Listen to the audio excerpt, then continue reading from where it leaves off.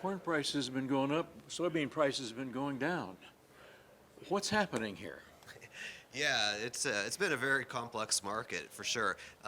We have a large South American crop that's hitting the world, or has been hitting the world, and then we have a decent looking crop. Crop conditions are looking really good, which is pulling down prices. And then there's a lot of trade uncertainty out there yet. I don't think that one has fully hit the market, and it's not fully reflected in the prices, but that is out there hanging over everything as well. So we're seeing tough financial times for farmers. Unfortunately, input costs have not followed those crop prices down, the soybean prices, and so farmers are experiencing a lot of stress. So we're hoping things turn around, especially if we can get some trade agreements, help bring prices up and provide good outlets for the production. But yeah, it's been a tough market, a very volatile market. There's been some good domestic demand, and thanks to soybean oil, it seems like there's going to be a bigger demand for soybean oil. Is that going to be reflected in the market very soon? Yeah, the increased demand for soybean oil is already starting to be reflected in the market. I don't know that it's fully there yet. We're still waiting on a final rule from the EPA about biofuel blending. They gave us a very good proposal, which did help pump up markets. But I think if they adopt this rule this proposal as it's written in late October, that will bump up markets even more because there'll be certainty at that point. But really, we've seen the growth in soybean demand, U.S. soybean demand from biofuels. Really, we haven't been growing as much on trade.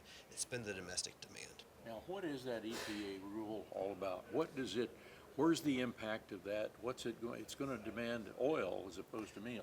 Correct. So Congress passed the Renewable Fuel Standard back in the 2000s, and it determines the amount of biofuel blending in the fuel supply, and EPA gets to set that every year.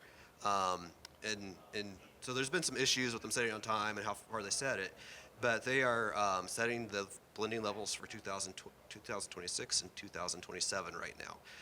And so that is the rule that we're talking about, because once we know that, we know how much biofuel we'll need, which translates back to the demand for soybean oil and those biofuels, and then the demand for soybeans. So yeah, so the soybean meal isn't directly taken into those programs, but you get 4 pounds of soybean meal for every pound of soybean oil.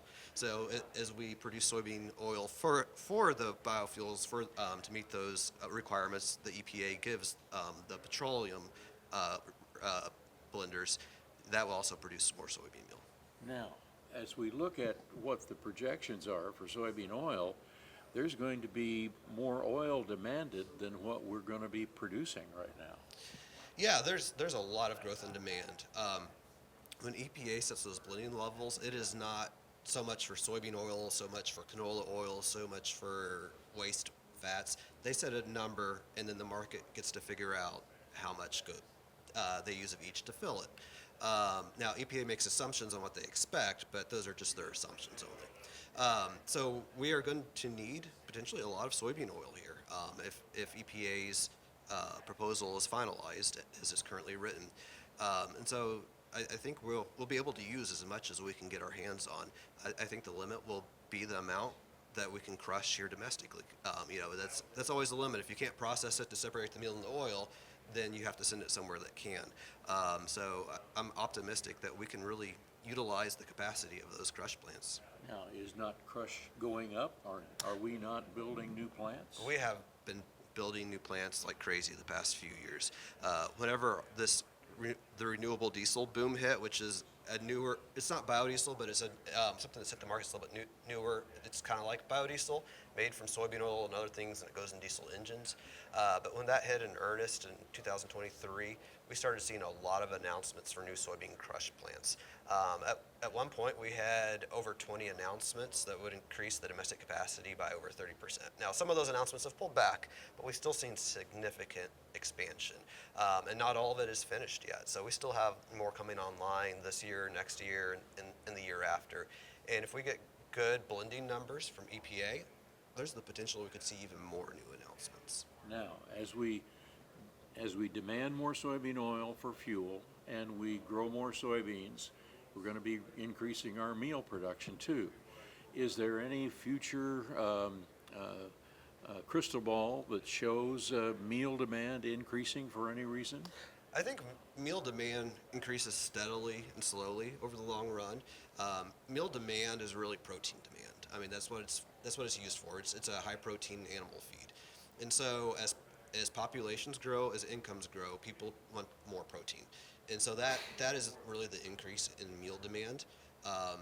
That now those growth like in population and income is generally pretty slow, and in some of the markets like China, which has been our largest soybean market, right, their population has peaked. But there's lots of places like in Africa, for instance, where their populations are still growing and will grow for quite a while. They have a fairly low income base, so there's a lot of growth potential there.